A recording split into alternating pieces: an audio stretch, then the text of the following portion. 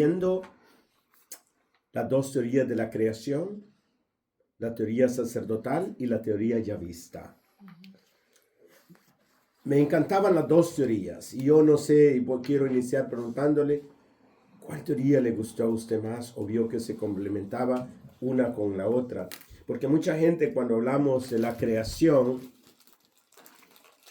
nos preocupamos demasiado por entenderlo y no entendemos realmente el mensaje que hay de fondo. En el primer capítulo del libro del Génesis encontramos la teoría sacerdotal. Dios crea todo en 6 días y descansa un día. Dios crea 10 cosas y usa 10 palabras para crear.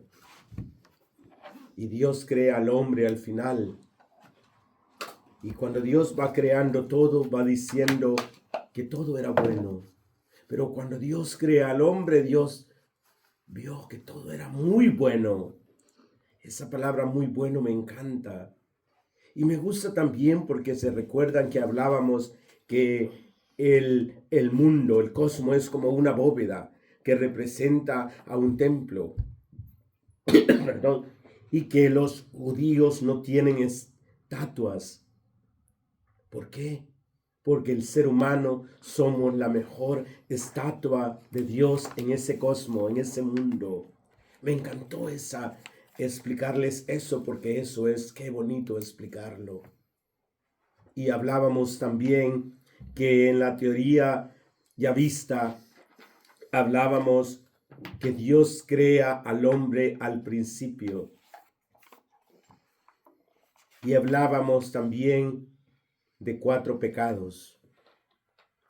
¿Te acuerdas, Anita, cuáles eran los 4 pecados que hablábamos hace 2 semanas?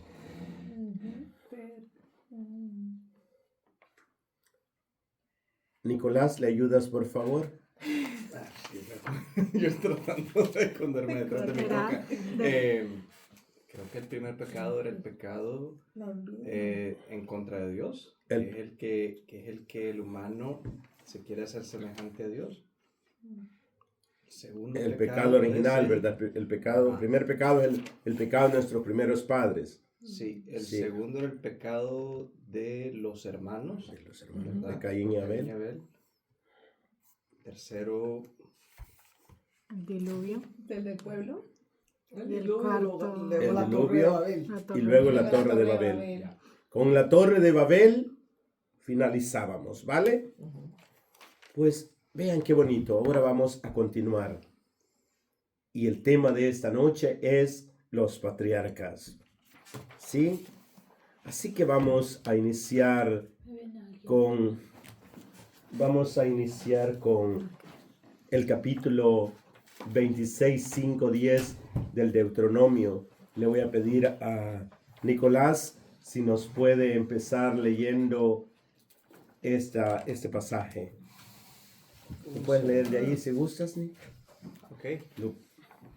Mi padre era un arameo errante y bajó a Egipto y residió allí siendo unos pocos hombres, pero se hizo una nación grande, fuerte y numerosa. Los egipcios nos maltrataron, nos oprimieron y nos pusieron duras servidumbres. Nosotros clamamos a Yahvé, Dios de nuestros padres. Palabra de Dios. No, sí. Anita. Sí, yo estoy aquí, perdón. Sigue aquí. Yahvé escuchó nuestra voz, vio nuestra miseria, nuestras penalidades y nuestra opresión. Yahvé nos sacó de Egipto con mano fuerte y brazo extendido, con gran terror, con señales y prodigios. Nos trajo a este lugar y nos dio esta tierra, tierra que emana leche y miel. Palabra de Dios. Te alabamos, Señor. La historia patriarcal. La historia patriarcal va desde el Génesis 12 al 50. En la clase anterior terminábamos con la Torre de Babel, que era como el pecado de la ciudad, el pecado de la sociedad. Pues ahora vamos a ver esta historia patriarcal, desde el Génesis 12 hasta el 50.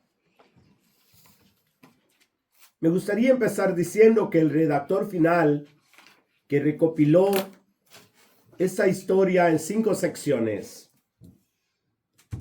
en hebreo se llama Toledot, la Toledot, que se traduce como 5 generaciones o 5 historias. De los descendientes de Abraham, Génesis 11:27, que es la historia de Terat, que es el papá de Abraham. Y ahí encontramos la historia de Abraham. Es como que el papá solo lo menciona, pero quien realiza la obra es el hijo, es Abraham.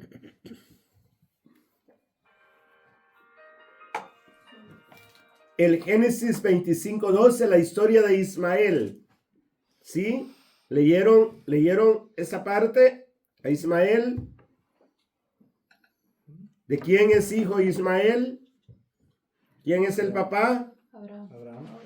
Abraham. ¿Quién es la mamá? La sirvienta, ¿no? Sí. La esclava Agar. Es interesante. El Génesis 25:19, la historia de Isaac. Génesis 36, la historia de Saúl. Y el Génesis 37:2 es la historia de Jacob. Veamos entonces Abraham.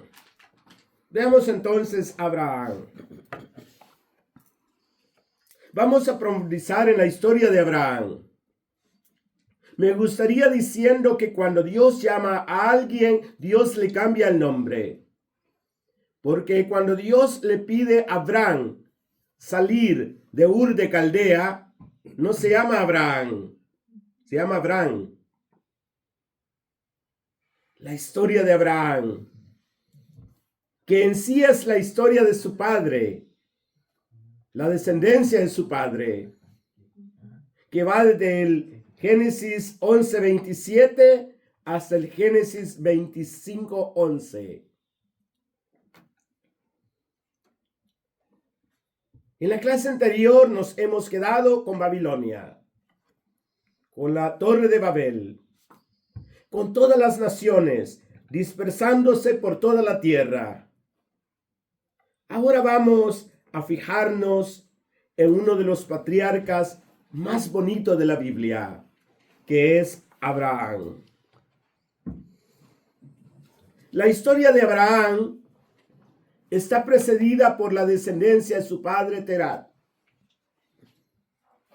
Realmente es el hijo quien desarrolla la historia de su padre. Importante decir que con la historia de Abraham tenemos varios niveles de significado. Con la historia de Abraham tenemos varios niveles de significados. 1. La historia de Abraham, tenemos un trasfondo histórico del segundo milenio del siglo XVIII antes de Cristo, cuando las inmigraciones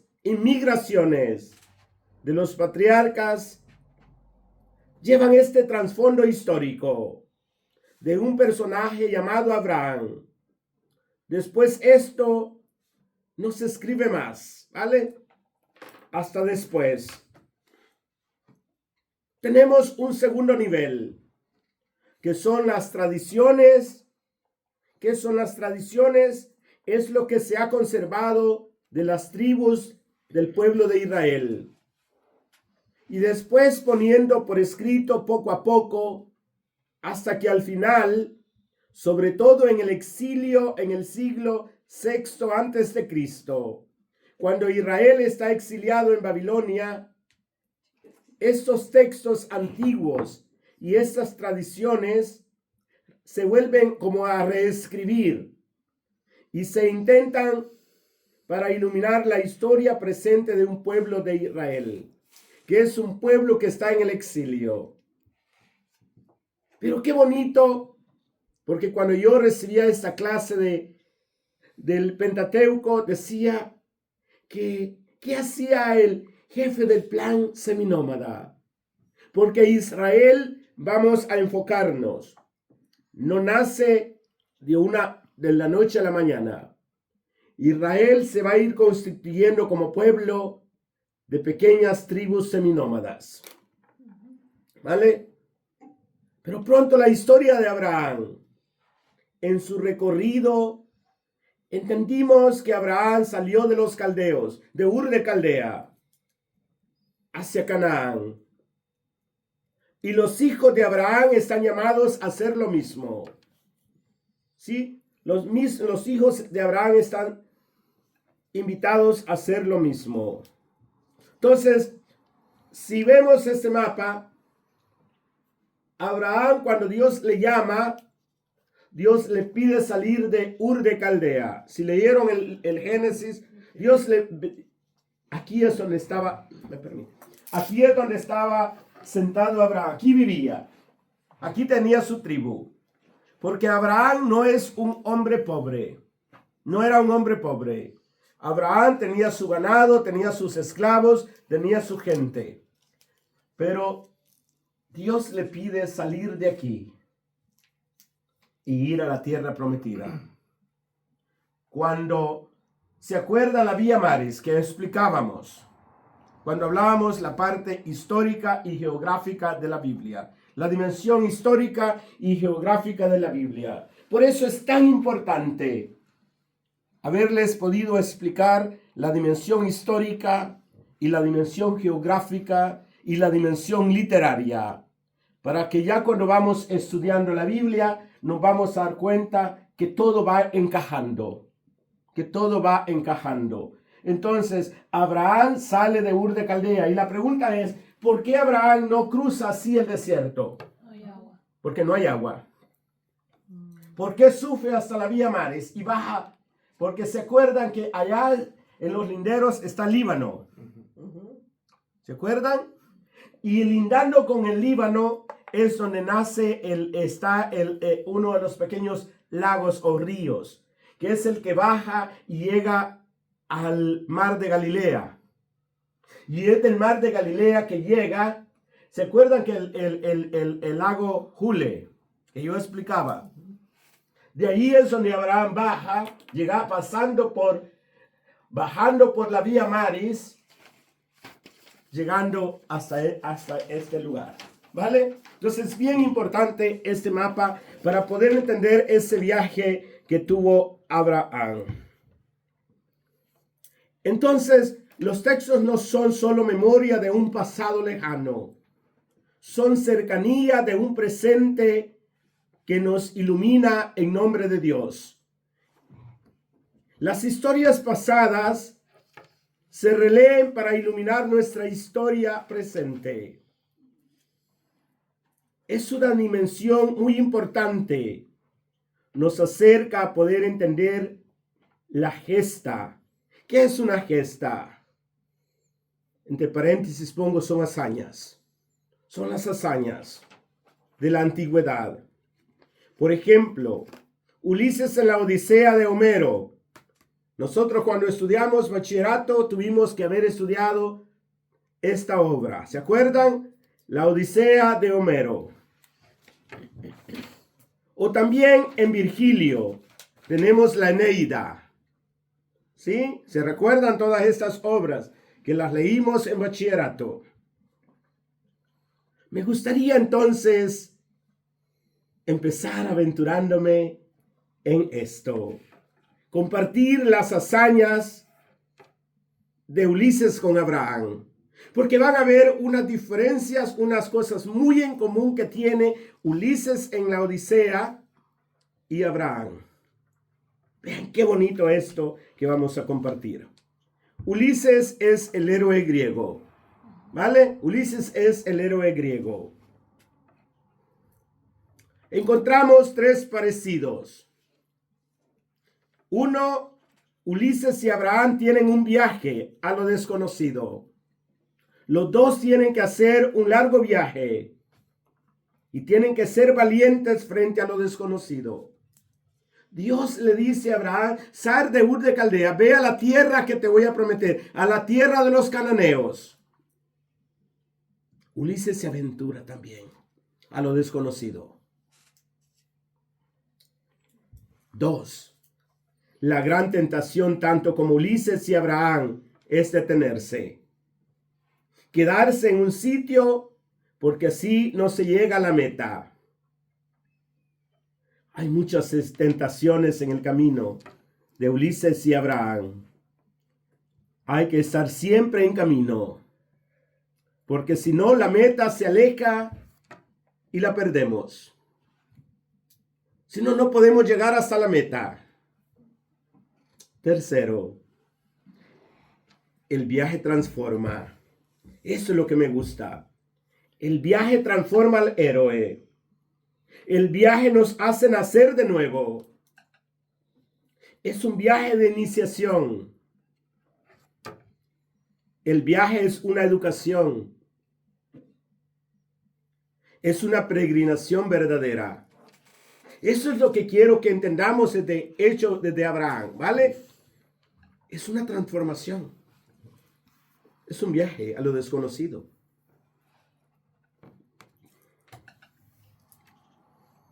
El peregrino es aquel que es transformado por el viaje. ¿Sí? Por eso yo les hablaba antes de empezar la clase que vean The Way, My Way, que está en Netflix. Porque el peregrino es aquel que es transformado por el viaje. A diferencia del turista. El turista solamente ve cosas y toma fotos. Sí, eso es lo que hacemos cuando vamos de turista. Solo vemos cosas y tomamos fotos. Pero su vida no queda transformada. Frente a estas 3 cosas en común que tiene Abraham y Ulises, hay que subrayar lo siguiente. Ulises, después de la guerra de Troya, tiene que regresar a la casa, a la patria, a su mujer y a su hijo que le están esperando. Ulises vuelve a lo que era. Es volver al origen. Ulises vuelve donde su esposa lo estaba esperando.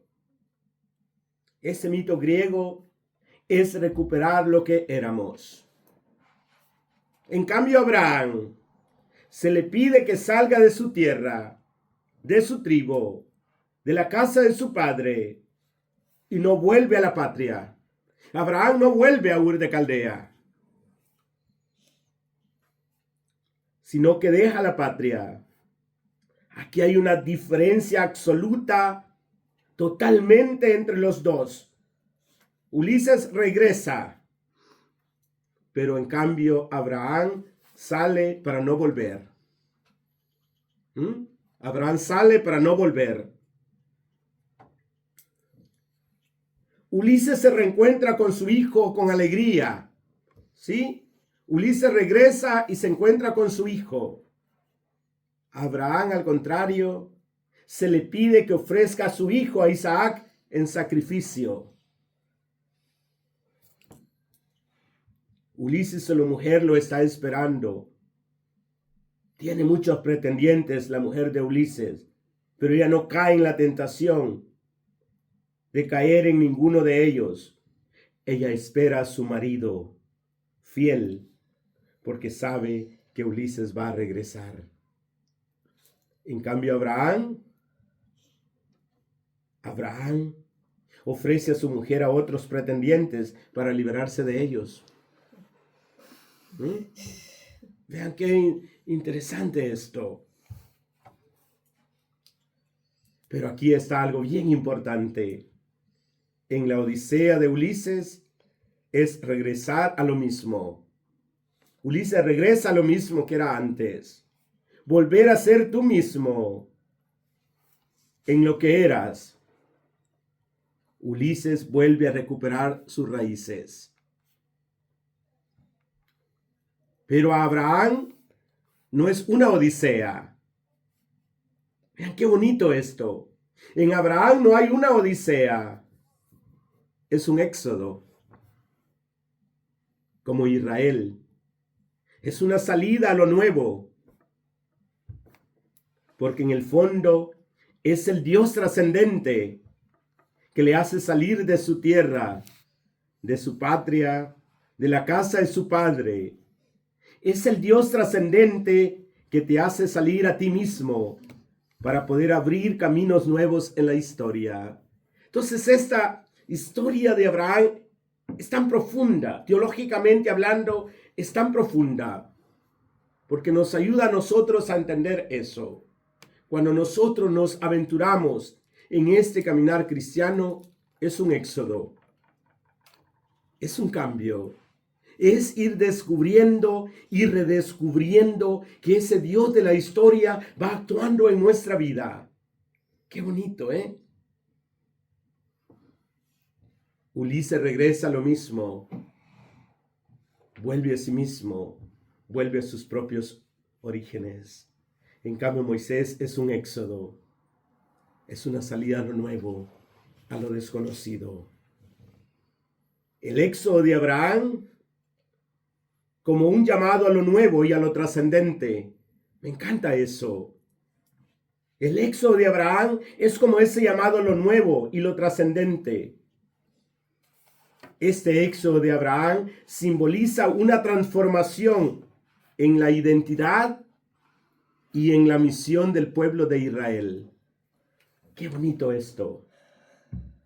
El éxodo de Abraham es ese llamado a lo nuevo, a lo trascendente.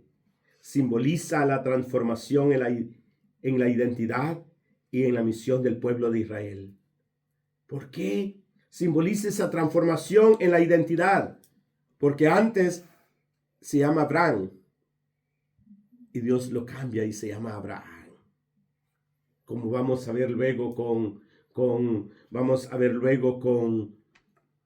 Jacob. Después ya no se va a llamar Jacob. Después que pelea con el ángel de Dios, Jacob, ya no se va a llamar Jacob, se va a llamar Israel. Entonces, es tan importante esto decirlo. Entonces, Abraham. Está el llamado de Abraham. Dios llama a Abraham, que está emigrando. Pero Abraham se ha quedado a la mitad de Harán. Y Dios le llama a salir. Es un éxodo. Abraham tiene que ponerse en camino. Aunque sea muy anciano, tiene que ponerse en camino y tiene que dejar atrás cosas. Abraham tiene que dejar atrás, tiene que dejar 3 sitios: tu patria, tu país y tu tribu. Pero más que eso, Abraham tiene que dejar atrás la familia, la casa y el hogar en Ur de Caldea. Tiene que dejar la casa paterna. Eso es lo que le dice Dios a Abraham. Tiene que dejar la casa paterna. Pero donde tienes que ir, te pones en camino, pero con una meta. ¿Y cuál es la meta? Dios no le dice a Abraham cuál es la meta. Vete a Canaán, le dice. Vete a Jerusalén. Vete a la tierra que yo te mostraré, le dijo Dios a Abraham. Creo que eso es importante, porque diríamos que hay 2 extremos que no son el peregrino de Abraham, que no es el peregrino Abraham. Abraham no controla la meta. Abraham no controla la meta. Es algo bien importante cuando vamos a hablar de Abraham. Abraham no controla la meta. La vocación de Abraham es una vocación profunda sobre la fe, la obediencia, el sacrificio y la esperanza. Tiene una profundidad teológica. Vea qué bonito esto. La vocación de Abraham en el fondo tiene esa fe profunda. La obediencia, el sacrificio y la esperanza. Entonces aquí podemos ver la relación entre Dios y la humanidad. Qué bonito. Aquí podemos ver eso, la relación de Dios con la humanidad. La narrativa del Génesis 12, 1, 3 establece el marco para entender la misión de Abraham. ¿Podías leer, Nicolás, el Génesis 12, 1, 3, por favor?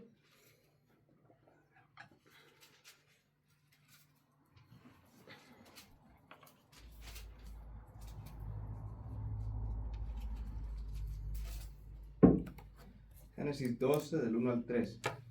Yahvé dijo a Abraham: vete de tu tierra, de tu patria y de la casa de tu padre a la tierra que yo te mostraré. De ti haré una nación grande y te bendeciré. Engrandeceré tu nombre y sé tú una bendición. Bendeciré a quienes te bendigan y maldeciré a quienes te maldigan. Por ti se bendecirán todos los linajes de la tierra. Gracias. Veamos entonces aquí. La vocación de Abraham en este capítulo 12 del 1 al 3. Dios le pide salir. ¿Yes? ¿Sí? Dios llama a Abraham a salir. Es un éxodo. A ponerse en camino. Aunque es muy anciano, decía, tiene que ponerse en camino. Tiene que dejar otras cosas. Decía anteriormente que el turista no cambia porque no deja atrás nada. Y aquí yo pregunto, ¿por qué nosotros no cambiamos? También porque no queremos dejar atrás nada. Vean qué bonito esta vocación aquí. Abraham lo deja todo. Nosotros no cambiamos porque no queremos dejar atrás nada. Dios le pide a Abraham que salga de 3 sitios o de esos 3 círculos. De tu patria, de tu país, tu tribu, de la casa paterna y del hogar. Entonces, cada vez más exigencia. Tiene que dejar atrás país, familia, casa, hogar. Abraham necesita dejar atrás no solo su hogar, sino también su identidad cultural y familiar. Abraham deja atrás también su identidad cultural y familiar.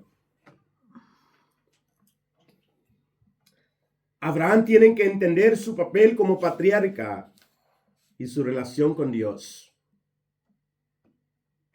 Este proceso de dejar atrás lo conocido para embarcarse a lo desconocido es un acto de fe que resuena a lo largo de la historia en la Biblia.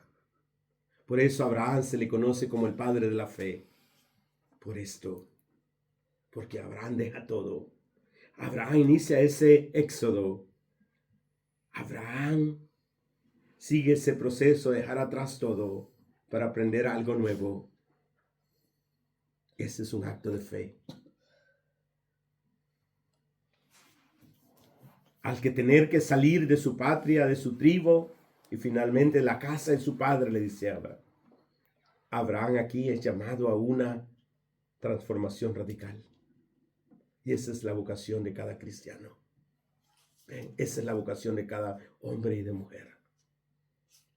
Por eso ven qué bonito es ver los primeros capítulos del 1 al 10 del Génesis, la historia de la humanidad, el comienzo de todo, con la historia patriarcal que nos va a ir encaminando a esa relación personal con Dios. Es que es tan bonito estudiar esto de esta forma.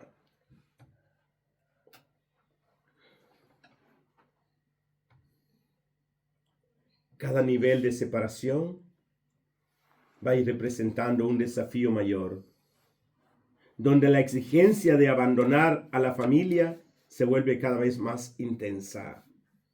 Pero este despojo es vital para poder recibir la nueva identidad que Dios le ofrece. Cuando Dios cambia la identidad de Abraham, Dios le promete algo: ser padre de una gran nación. Ser padre de una gran nación. Entonces, podía decir que Abraham como peregrino se transforma al dejar atrás lo conocido. Abraham no se mueve solo físicamente, sino tiene que estar dispuesto a cambiar internamente. Qué bonito esto. Abraham no únicamente deja físicamente Ur de Caldea. Abraham se deja transformar y se aventura a eso desconocido. Entonces, Abraham tiene una transformación interna también. Abraham es llamado a dejar todo lo que conoce. ¿Ve? Abraham es llamado a dejar todo lo que conoce para seguir un camino incierto, pero prometedor. Abraham no sabe. Pero Abraham tiene una misión fundamental de bendecir. Por medio de ti serán bendecidas todas las naciones de la tierra. Es la misión que Dios le da a Abraham. Por medio de ti serán bendecidas todas las naciones de la tierra. Abraham se convierte en mediador de la bendición de Dios para todos los pueblos. Vea qué bonito. Abraham entonces se convierte en mediador de la bendición de Dios para todos los pueblos. No es una bendición únicamente para él solo. La elección de Abraham tiene como horizonte la bendición de los pueblos. Aquí está la clave de este texto del primer patriarca. Existe ese nexo entre los primeros capítulos del Génesis y la historia patriarcal. Dios creó al hombre de un principio. Se recuerdan hace 2 semanas que Dios lo creó para que el hombre le tuviera todo, no hiciera falta nada. Pero entró al pecado, entró la desobediencia.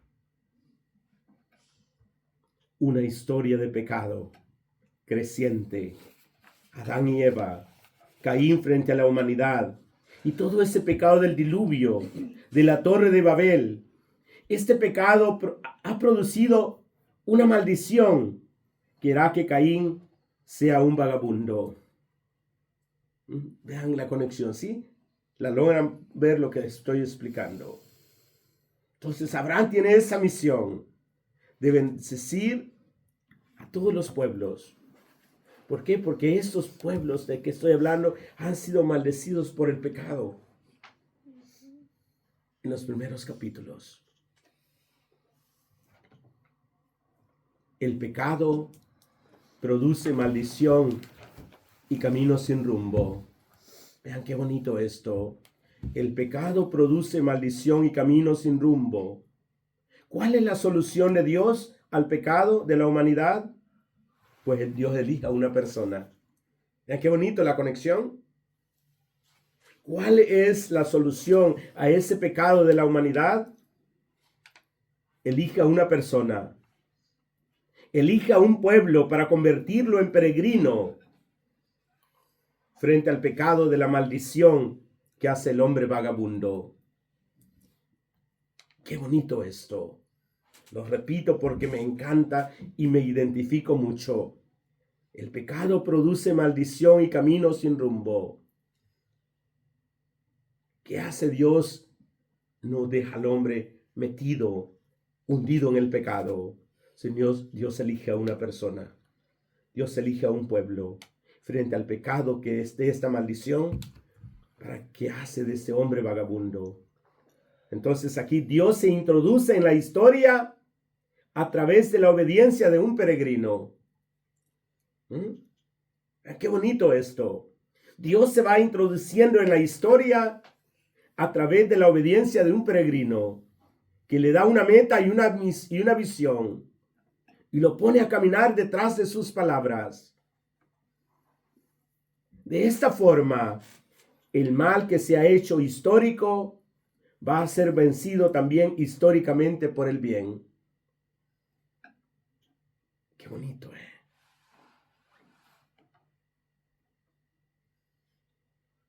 Qué bonito esto. Cuando Dios elija un pueblo, no es porque vaya a bendecir a ese pueblo. Vean qué bonito. Cuando Dios elija un pueblo, no es porque vaya a bendecir ese pueblo, sino que Dios elige ese pueblo porque ama a los demás pueblos.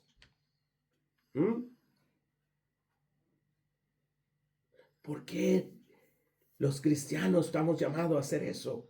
Bendición para los demás. Vean aquí en el pueblo de Israel desde un principio, desde que está naciendo Israel. Dios lo elige no solo para ser bendecido él, sino que para que Israel se convierta como en ese puente que bendiga a los otros pueblos. Hay que ver aquí dos conceptos importantes, lo que es la elección y lo que es el amor. Dios elige a unos para bendecir el resto. ¿Sí? Dios elige a unos para bendecir al resto. Dios elige a Abraham para bendecir a los demás pueblos. Dios elige al pueblo de Israel para que los demás pueblos sean bendecidos también. Es importante decir que el Concilio Vaticano II, y aquí voy a mezclar un poco del Vaticano II, porque me encanta esto, porque yo creo que de aquí es donde el Vaticano II ha retomado algo importante. El Concilio Vaticano II se ha sumergido en este capítulo 12, del 1 al 3 del Génesis, para ver a la iglesia como sacramento universal de salvación. ¿Vean qué bonito? Entonces, es bien interesante comprender este capítulo 12 del libro de Génesis, la vocación de Abraham. Porque el Vaticano II, los padres conciliares, se han devorado este capítulo 12. Lo han desmenuzado para llamar a la iglesia sacramento universal de salvación. La iglesia está llamada a cumplir la vocación de Abraham. La iglesia ha sido elegida no para salvarse ella misma, no para que Dios la salve a ella, sino para que a través de ella la salvación pueda llegar a todos los rincones de la tierra. Qué bonito esto. Qué profundo. La iglesia como sacramento universal de salvación está impregnado en este capítulo 12 del libro del Génesis. Padre, si me permite un comentario. Algo que me encanta es hacer referencia de vuelta a Jesucristo, ¿verdad? Porque Jesucristo hace eso mismo con Pedro. Primero llama a Pedro y le dice, deja lo que estás haciendo, ven y sígueme. Que es un salto de fe en sí, ¿verdad? Sí. Pedro era un pescador ya establecido. Le cambia su nombre y le dice, Pedro, vas a ser la piedra en la cual voy a crear la nueva iglesia. Y Pedro se vuelve el padre, ¿verdad? El primer padre, sí, papa, de lo que viene a ser la iglesia como tal, como Abraham fue el padre del caminar de Israel hacia... O sea, esa referencia y ese paralelo, a mí me encanta verlo, o sea, cómo se destila ahí. Pero pueden ver que esto, entonces la iglesia no dice que es sacramento de salvación para todos los pueblos porque se le antoja. La iglesia entiende perfectamente la vocación de Abraham, que Dios elige a un pueblo, a una persona, no para bendecir únicamente a esa persona o ese pueblo, sino para que esa persona o ese pueblo sea instrumento de bendición para los demás pueblos. Qué bonito esto.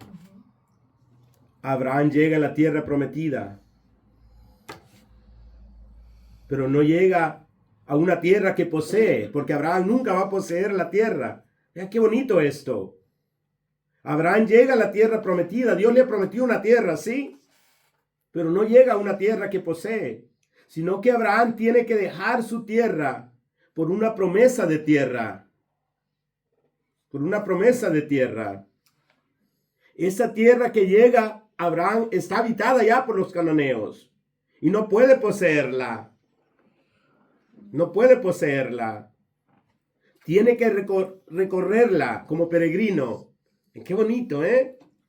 Abraham, Dios le ha hecho una promesa, te voy a dar una tierra. Pero Dios no le dijo que esa tierra ya iba a estar habitada. Entonces, Abraham llega y sigue como recorriendo como peregrino, como vagabundo, esa tierra. Pero es importante decir que Abraham nunca va a poseer la tierra. Va a ser su descendencia que va a poseer esa tierra. Abraham no va a poseer eso.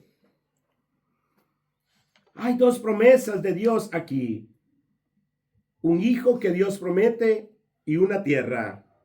Porque Dios le dice, te voy a dar un hijo, te voy a dar una tierra.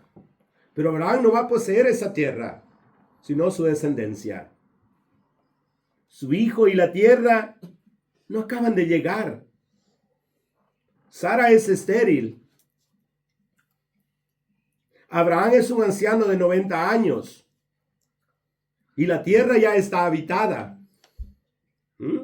Y la tierra ya está habitada.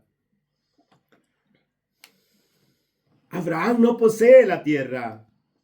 Lo que Abraham posee es una cueva para enterrar a su mujer. Si leen el Génesis, eso van a encontrar. Abraham no posee la tierra. Lo que Abraham va a poseer es una cueva para enterrar a su mujer cuando muera. Para enterrar a sus descendientes. La primera posesión de Abraham es una tumba en la tierra prometida. Bien importante decir eso. La primera posesión de Abraham es una tumba en la tierra prometida. En el fondo, Abraham ha ido a morir a la tierra prometida. Para que también su vida entregada sea semilla de futuro. Qué bonito esto. Abraham no disfruta de la tierra prometida. No, lo va a disfrutar su descendencia. Abraham solo posee una tumba. Entonces, en el fondo, Abraham fue a la tierra prometida, fue a esa tierra que Dios le prometió a morir, no a poseerla. Importante enseñanza de Abraham. En la tierra solo somos peregrinos. Veamos qué bonito esto aquí. Voy a ver esto. ¿Cuánto nos afanamos? Yo soy uno, nos afanamos por construir y construir. Y en el fondo, todo queda aquí, porque solo somos peregrinos. Abraham nos da esa enseñanza. En la tierra somos peregrinos. Toda la tierra es extraña de nosotros. Toda la tierra es extraña para nosotros. Porque todos nosotros somos ciudadanos del cielo. Vean aquí. Qué profundo esto, teológicamente hablando. Toda la tierra es extraña para nosotros. Porque todos nosotros somos ciudadanos del cielo. Y andamos en búsqueda de un hogar que está más allá de esta tierra. Qué bonito esto. Es Abraham símbolo o signo para nosotros los creyentes. ¿Sí? ¿Cuántos de nosotros nos afanamos? Yo soy uno, yo me pongo la mano. En construir. ¿Para qué? Otros van a disfrutar lo que nosotros construimos. Y no nos damos cuenta que estamos afanados por el hacer. Y por el hacer vamos perdiendo nuestro propio ser. Abraham es símbolo o signo de los creyentes. Abraham hace aquí algo humano. Dios le prometido decía una tierra y Dios le prometido un hijo, ¿sí? Abraham, pero Abraham va a hacer aquí algo humano. Dios le ha prometido a un hijo, pero ese hijo no llega. Abraham intenta por sus medios tener un hijo con su esclava Agar. Él quiere un hijo que le herede. Humanamente es por eso hace Abraham eso. Porque Dios le ha prometido un hijo, pero el hijo nunca llega. Entonces Agar se acuesta con Agar y tienen a Ismael. ¿Por qué? Porque lo que Abraham quiere humanamente es un heredero. Él quiere un hijo suyo. Abraham intenta humanamente cumplir esa promesa que Dios le ha hecho. Te voy a dar un hijo. Pero Abraham entonces aquí como que quiere hacer su propia voluntad. Cuando se acuesta con Agar, Abraham no está esperando la voluntad de Dios. Y luego Dios le promete a Abraham un hijo. ¿Y qué pasa? Sara se ríe porque era estéril. Esa risa de Sara es una risa de ironía. Pero el Señor es una risa de gracia. Qué bonito. La risa de Sara cuando Dios le promete que va a ser mamá de Isaac. Se ríe, le da ironía, no cree. Pero en cambio, Dios tiene una risa de gracia. Dios cuando promete algo lo cumple. Y eso se lo digo yo así con toda confianza a ustedes. Cuando nos abandonamos totalmente a Él, Dios cumple lo que promete. Dios le promete a Isaac. Dios se lo da. Isaac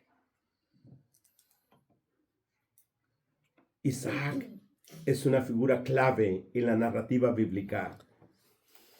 Y es conocido como uno de los patriarcas del pueblo de Israel. Su historia se relata principalmente en ese libro del Génesis. Pero Isaac no tiene ningún relato propio. Si lee usted la Biblia, Isaac no tiene un relato propio. Isaac está insertado en la historia de su padre Abraham y de su hijo Jacob. ¿Ven? ¿Ven qué interesante es? Y van a decir ustedes, padre, pero ¿por qué el libro del Génesis le dedica mucho a la historia de José y no a la historia de Isaac? Interesante. Isaac no tiene su propia historia en el libro del Génesis. Si no, vayan a leerme nuevamente el Génesis y van a ver. Isaac, vean qué bonito esta imagen. Cuando Dios le ha ofrecido un hijo y se lo da, pero después se lo pide que lo ofrezca como sacrificio. ¿Qué hay en el trasfondo de ese sacrificio de Isaac? Vamos a verlo. Es el hijo de Abraham, Isaac y Sara. Isaac es el hijo milagroso de Abraham y Sara. Isaac es nacido cuando Abraham y Sara eran ya de edad avanzada. Lo que subraya aquí es el cumplimiento de la promesa de Dios a Abraham, el que tendría un descendiente que sería el padre de una gran nación, que sería padre de una gran nación. Es el hijo de Abraham y Sara, decía, ¿verdad? ¿Qué podemos decir más? Uno de los episodios más conmovedores de su vida es el relato de Abraham, que es puesto a prueba por Dios. Y Dios le ordena sacrificar a Isaac. Sin embargo, en el último momento, un ángel detiene a Abraham y es un carnero es sacrificado en su lugar. Este evento hay que saberlo interpretar como un símbolo de fe, pero también de obediencia. ¿Sí? Pero también de obediencia. Dios le dice a Abraham. Pero aquí está Isaac. Isaac se casa con Rebeca, quien es elegida por el siervo de Abraham para ser su esposa. Lo que resalta es la dirección divina de su vida aquí. Lo que resalta aquí es la dirección divina de su vida. Padre, disculpa, también cuando dicen que cuando Dios le pide a Abraham que sacrifique al cordero, o sea, a su hijo, y en lugar de eso le da el cordero, también da la relación con Jesús. Sí, claro, como el cordero, ¿verdad? Sí, voy a explicar eso porque está aquí un poco, ¿vale? Lo voy a explicar más adelante, ¿vale? Entonces, Isaac y Rebeca. Isaac tuvo 2 hijos, Esaú y Jacob. ¿Sí? La familia de Isaac. Isaac tuvo 2 hijos, Esaú y Jacob. La narrativa de su relación con sus hijos es bien significativa, especialmente la forma que Jacob obtuvo la bendición de su padre, lo que marcó el inicio de las 12 tribus de Israel. ¿Sí? Lo que inicia las 12 tribus de Israel. Entonces, Isaac es figura de fe y continuidad de la historia del pueblo de Israel.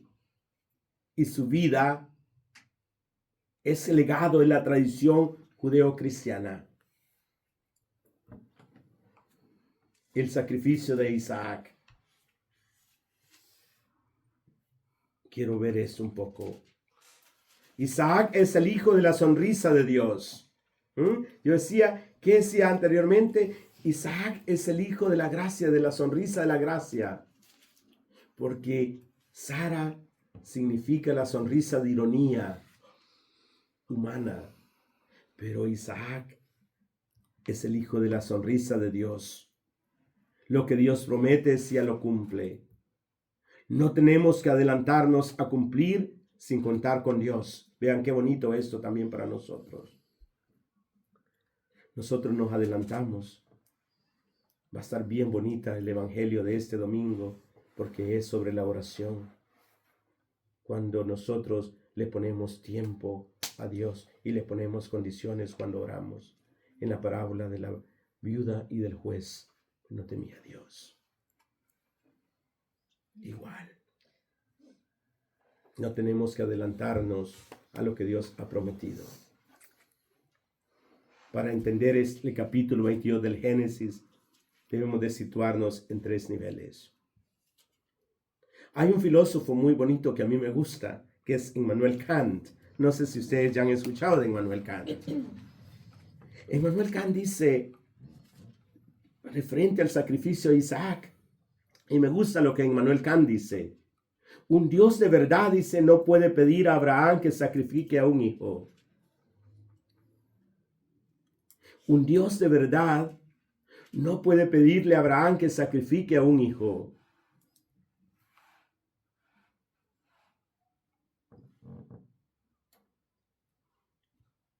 Veamos entonces estos 3 niveles para comprender este capítulo 22 del libro del Génesis. 1, el sacrificio de Isaac. Al final Isaac decía, no es sacrificado, sino en vez de Isaac se sacrifica un carnero. Aquí está el contexto que hay que comprender este texto. A diferencia de los pueblos cananeos y de los egipcios, vamos a tener lo mismo que en el Éxodo, la muerte de los primogénitos. ¿Sí? Vamos a ver que está la muerte de los primogénitos. La religiosidad de Israel no permite el sacrificio de los hijos. Eso es lo que nos quiere decir esta historia de Isaac. La religiosidad de Israel no permite el sacrificio de los hijos. ¿Por qué? Porque la vida le pertenece a Dios y por tanto el humano, como el animal, y todas las primicias de la cosecha de Dios, nuestros hijos son de Dios. Aquí Israel, a diferencia de los pueblos vecinos, utiliza la fórmula de rescate. ¿Por qué Dios no permitió que Abraham sacrificara entonces a Isaac? Porque aquí está esa fórmula de rescate para decirnos, la vida del Hijo es preciosa. La vida del Hijo es preciosa. Es para simbolizar que es Dios, pero para que no muera, se sacrifica en vez del Hijo. Y eso es lo que Jesús hace en el Nuevo Testamento. Vean qué precioso esto. La vida del Hijo es preciosa, pero eso simboliza que es Dios. Pero para que no muera, se sacrifica en vez del Hijo. En el fondo, esta historia es un alegato contra los sacrificios humanos que se practicaba en la antigüedad. Eso es lo que nos quiere decir el sacrificio de Isaac. Ustedes sacrifican, pero nosotros no. Porque la vida le pertenece a Dios. Dios de Israel no pide sacrificios humanos. No quiere sacrificio de seres humanos. Decía, podemos ver que en Egipto los primogénitos de Israel no mueren. En Egipto, cuando llegan las plagas, se dan cuenta que los primogénitos de Israel no mueren. Pero sí mueren los hijos de los egipcios. En cambio, en Egipto se sacrifican sus primogénitos. En la religión de Israel no se sacrifican primogénitos. En Egipto el primogénito israelita no muere porque la sangre del cordero, ¿se acuerdan? La sangre del cordero ha sido sacrificado en vez de los hijos. Y por eso ponen sangre en la entrada de las puertas de los israelitas. ¿Ven qué bonito esto? Dios no demanda sacrificios humanos, sino que utiliza un carnero en su lugar. Subraya la diferencia entre la religión de Israel y las prácticas circundantes donde los sacrificios humanos eran bien comunes. Este relato es una afirmación de la vida y de la dignidad humana. Bonito. Este relato es una afirmación de la vida y la dignidad humana, así como un rechazo a las prácticas bárbaras de la época. La prueba de Abraham de sacrificar a su propio hijo. Dios le ha prometido a un hijo a Abraham y una tierra. Hoy le ha regalado un hijo y hoy se lo pide nuevamente. Podemos decir, ¿para qué entonces Dios promete lo que no va a cumplir? Sí, en nuestro lenguaje humano vamos a decir, ¿para qué Dios le prometió un hijo a Abraham y se lo va a quitar? Se lo está quitando hoy, que lo sacrifique. Porque Dios promete y me lo quita. Me llena de ilusiones para luego quitármelas. ¿Qué significa este texto? ¿En qué consiste la prueba de Abraham?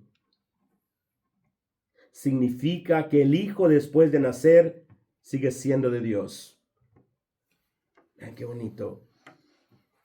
Abraham tiene que seguir confiando en Dios, aun después de haber cumplido la promesa. Por eso Abraham recupera a su hijo y de forma nueva. Y la confianza en Dios tiene que ser absoluta. Dios no solo da cosas, sino que después de darnos sigue siendo el dueño de las promesas del cumplimiento. Hay una profundidad hermosa en este texto. Dios siempre es el dueño de la misión. La prueba de Abraham revela no solo su fe, sino también la naturaleza del vínculo entre él y Dios.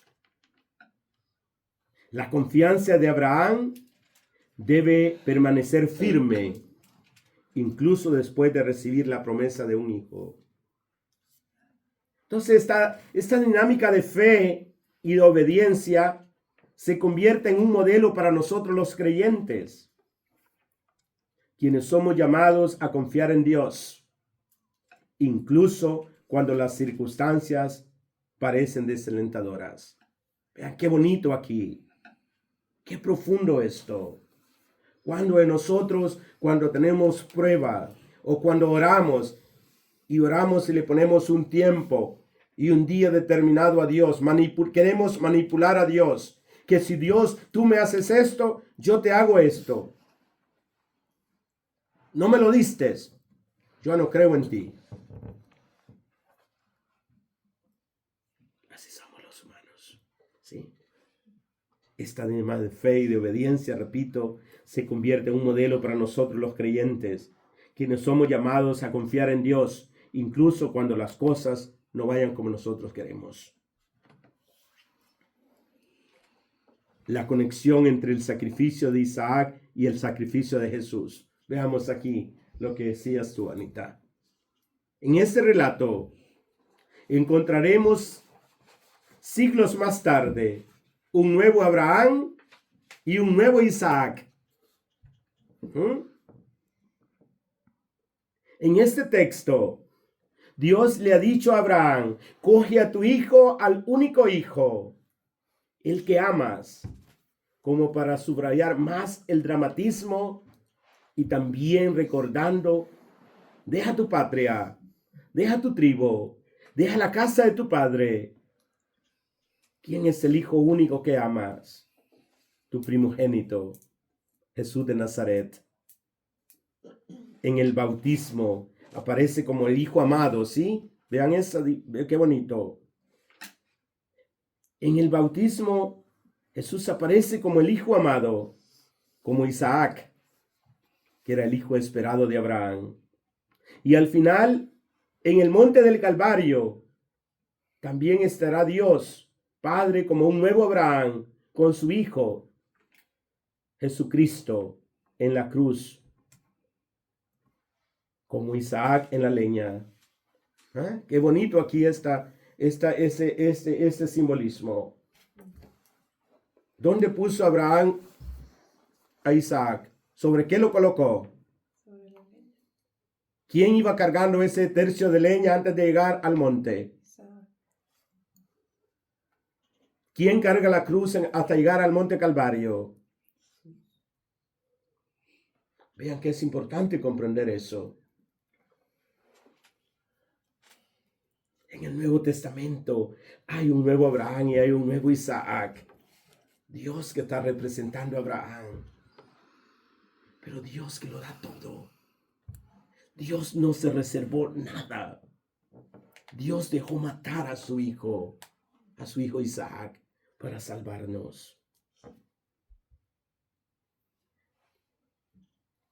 Aquí hay una diferencia entre el último instante, cuando Abraham iba a sacrificar a su hijo, Dios lo detuvo, porque la prueba estaba superada, y al final Isaac vive.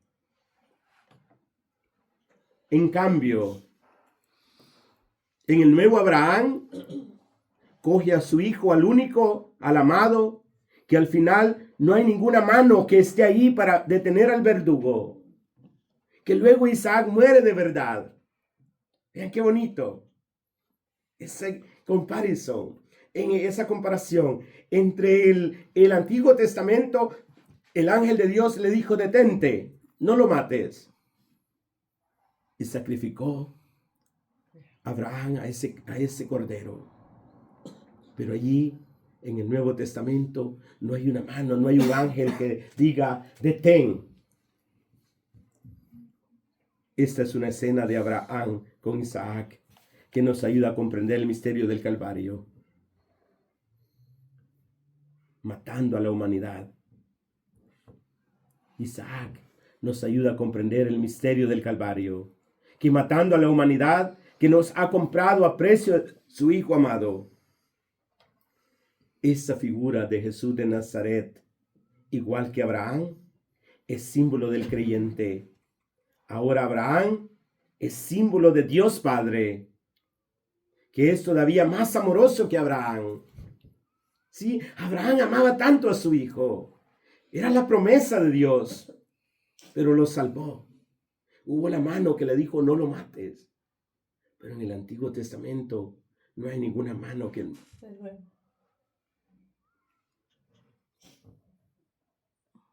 por nosotros llega a entregar todo a su Hijo. Vean, por nosotros llega a entregar todo, hasta su propio Hijo. En el Calvario se entiende el sacrificio de Isaac con Cristo. ¿Sí? Qué bonito esto. Qué precioso. Esta conexión entre el sacrificio de Isaac y el sacrificio de Jesús se destaca la profundidad del amor de Dios y el sacrificio redentor que se manifiesta en lo que en teología nosotros llamamos economía de salvación. Dios creó, y aquí quiero que me entiendan, lo vimos la clase pasada, Dios creó al hombre aquí y Dios lo creó para que viviera con él en el paraíso, para que el hombre fuera eterno. Sí, para que viviera con él, para que el hombre y la mujer fuéramos amigos de Dios. Pero entró el pecado, pero Dios no abandonó. Dios escogió a un hombre, Dios escogió a Abraham, Dios escogió a un pueblo y nos va a guiar a través de esa historia de salvación hasta el cumplimiento de esa promesa. Por eso ahora me entienden lo que yo decía cuando explicaba la dimensión teológica, que en Jesucristo termina la revelación pública. Ya no hay revelación. Lo que hay es transmisión de toda esa economía que Dios ha venido haciendo a través de la historia con el hombre. Es bonito entender esta economía de salvación.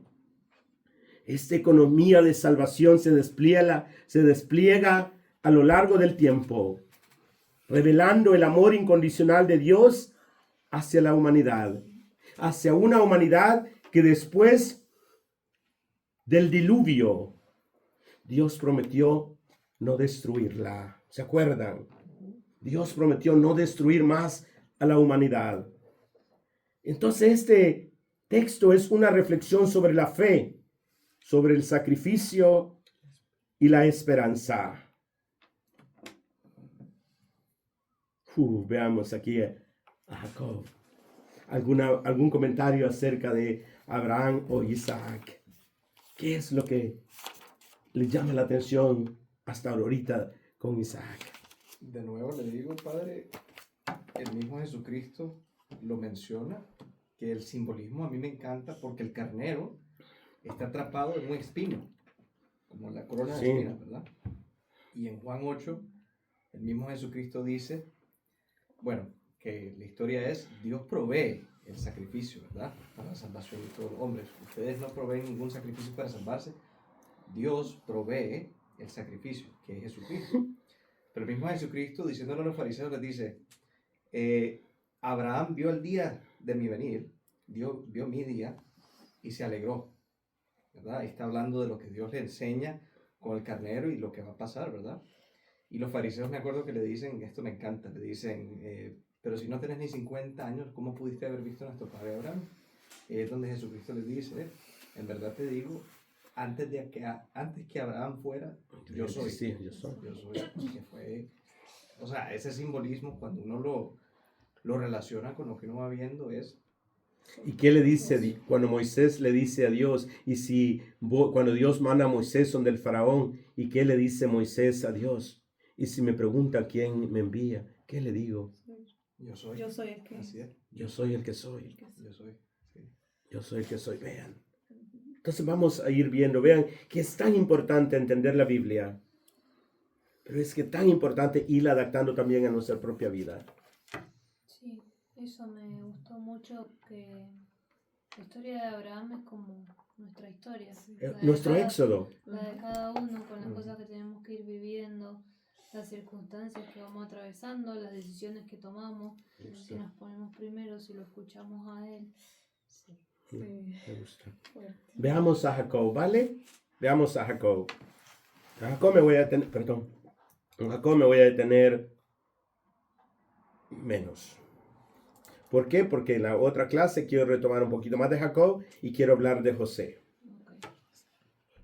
El patriarca Jacob es una figura central en la tradición bíblica, conocido como uno de los patriarcas del pueblo de Israel. Y su historia la vamos a encontrar en el capítulo 32 del libro del Génesis. Jacob es el hijo de Isaac y es hermano de Esaú. Jacob es el patriarca más importante de la historia bíblica. De los tres, Jacob es el patriarca más importante de la historia bíblica. Es Jacob porque seguramente en la época en que se está escribiendo o se está recopilando, Jacob va a representar muy bien al pueblo de Israel. ¿Sí me doy a entender? Por eso la figura de Jacob es tan importante, porque cuando se está recopilando todo esto, la persona de Jacob va a representar muy bien al pueblo de Israel. De hecho, Jacob es Israel, es su segundo nombre, Israel. Jacob significa aquel que suplanta. ¿Se acuerda? Alguien me hizo la pregunta hace 2 semanas, pero ¿por qué si Dios, por qué Dios, vamos a ver un poquito esto, vamos a ver. Aquí está Esaú y el cambio de la primogenitura. Es que Jacob, por la primogenitura, es que Esaú le ofreció hacer un trueque, hacer un cambio. Por un plato de lentejas le dijo, yo te doy mi progenitura. Cambió, entonces, y el otro ni bobo ni perezoso le dijo, acepto. ¿Sí? Veamos. Jacob suplantó a su hermano Esaú, el primogénito en la primogenitura. Esaú vendió su primogenitura por un plato de lentejas. Jacob entonces es el que engaña. Por eso pero aquí es bien importante, porque vamos a ver que Jacob tiene un cambio también. Y lo voy a explicar y van a ver qué bonito es. Jacob es el que engaña. Por eso tiene que irse lejos y buscar a una esposa. Tiene que estar huyendo Jacob. Jacob es símbolo de la oración del mediodía, dice. Me gusta esto. Símbolo de aquel que se esfuerza. Es saber del trabajo a través del esfuerzo cuando llega al mediodía. Jacob es famoso por varios eventos en su vida. La lucha con el ángel, ¿sí? La lucha con el ángel. Jacob y la lucha con el ángel. Una de las historias más conocidas en su lucha con un ángel, en la que tras un intenso enfrentamiento se le cambia el nombre de Israel a Israel, que significa el que lucha con Dios. El que lucha con Dios.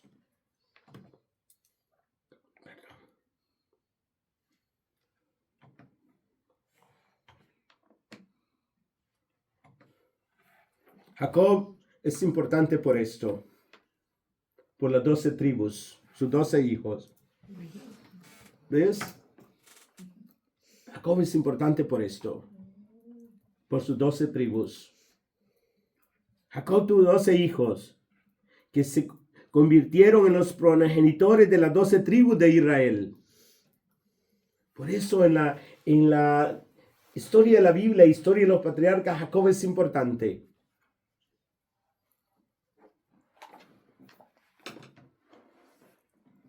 Las 12 tribus de Israel. Y aquí voy a explicar brevemente esto, ¿vale? Solo así. Rubén significa, he aquí el hijo. Simeón significa, ya había oído que no fui amada. Leví significa, mi esposo ahora se unirá a mí. Por eso vamos a ver que la tribu de Leví es la tribu sacerdotal. Leví significa, mi esposo ahora se unirá a mí. Bonito el libro del Cantar de los Cantares también. Vamos a ver eso después. Judá significa, ahora alabaré al Señor. La tribu de Dan significa Yahvé ha juzgado mi caso. Neftalí significa he luchado mucho. Gad significa viene un grupo o una compañía. Aser significa estoy feliz y bendecida. Issacar significa habitó con honor y es un buen regalo. Zabulón significa habitaré con honor, es un buen regalo. José significa Elohim, he quitado mi reproche. Y aquí vamos a ver cuando veamos la palabra él, cómo van a ser el yavismo. Voy a explicar eso más adelante, ¿vale? Porque es tan importante para poder comprender eso. Elohim, Adonai, El Shaddai. Si usted lee en la Biblia, van a encontrar todos estos nombres. Tiene su significado.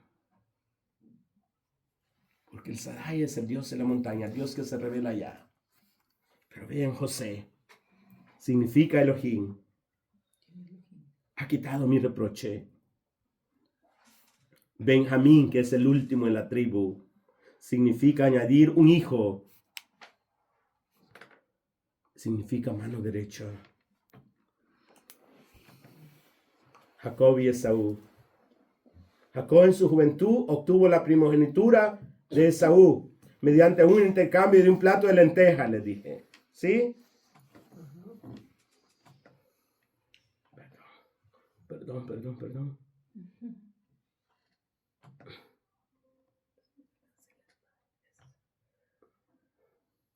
Un segundo, por favor. Luego, con ayuda de su madre, engañó a su padre Isaac para recibir la bendición que originalmente pertenecía a Esaú. ¿Sí? Un segundo, por favor. Jacob le roba la bendición a su hermano con la ayuda de su madre. ¿Sí?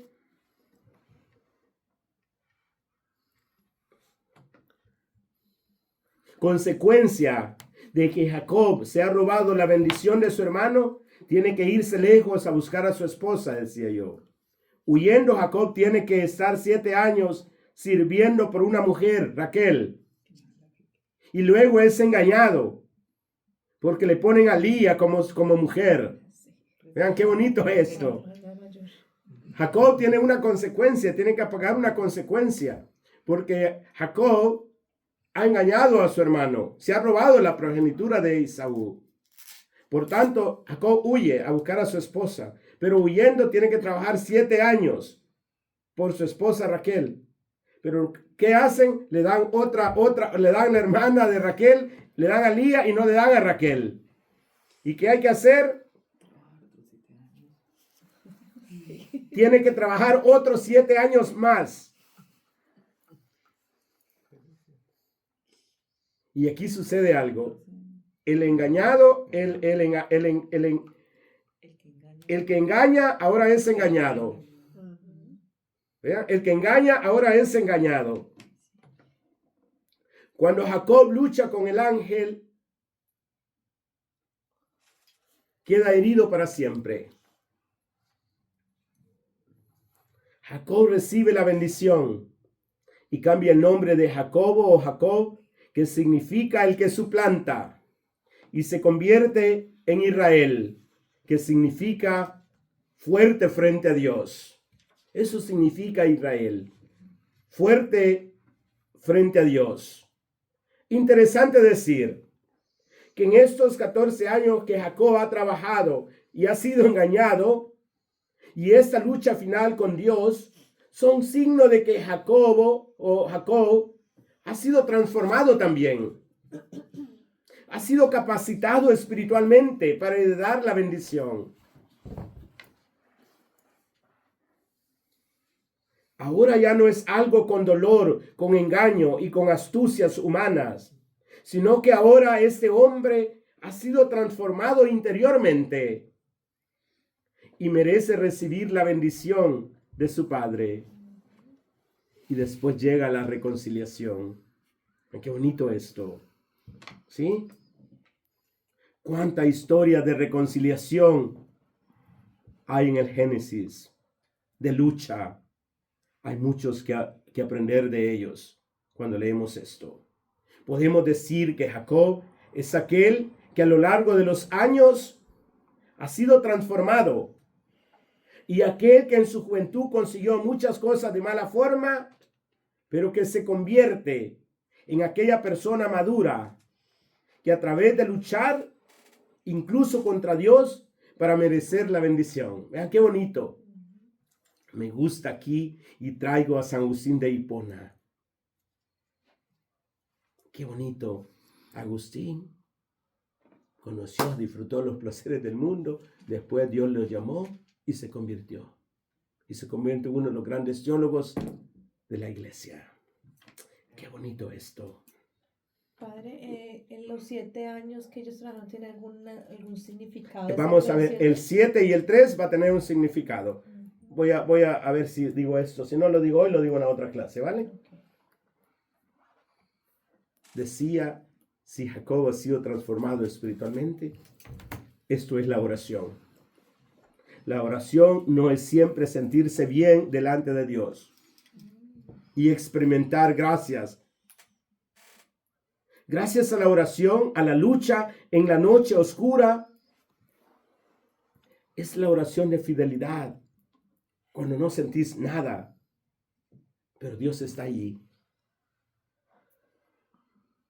Es la lucha verdadera contra Dios, en la que uno queda herido para ser siempre como los héroes, pero capacitado para merecer de Dios la bendición.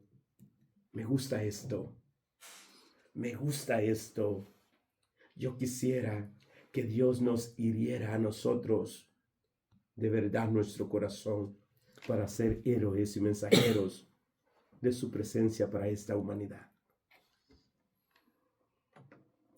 Por tanto, Jacob es aquel que lucha, aquel que a lo largo de los años de trabajo va transformándose espiritualmente para merecer un regalo de Dios. Y Dios tenía preparado desde siempre el desierto. Jacob estuvo 14 años y va a estar 40 años en el desierto. Será educado en las dificultades, que pasará a vencer la tentación. Y yo aquí digo, cuando no hay dificultades, cuando no hay nada por qué luchar, cuando no hay esfuerzo, cuando no hay educación de la voluntad, cuando no hay prueba, pues seguramente no nos capacitamos para afrontar la vida. Cuando todo lo tenemos, no lo valoramos. Cuando nos cuesta, realmente valoramos porque sabemos el valor y el esfuerzo que nosotros hemos puesto. Ven que hay que aprender también de los patriarcas. Es una enseñanza muy bonita para nosotros. Hay que ver a Dios y hay que ir madurando espiritualmente, porque es como esa aventura. Yo creo que terminé con esto. Que termino diciendo que los patriarcas es un éxodo a lo desconocido, pero que hay un simbolismo teológico y en el trasfondo que vamos a encontrar en ella es cómo Dios va actuando a través de la historia y qué podemos aprender de ellos. Termino. Gracias y pasamos.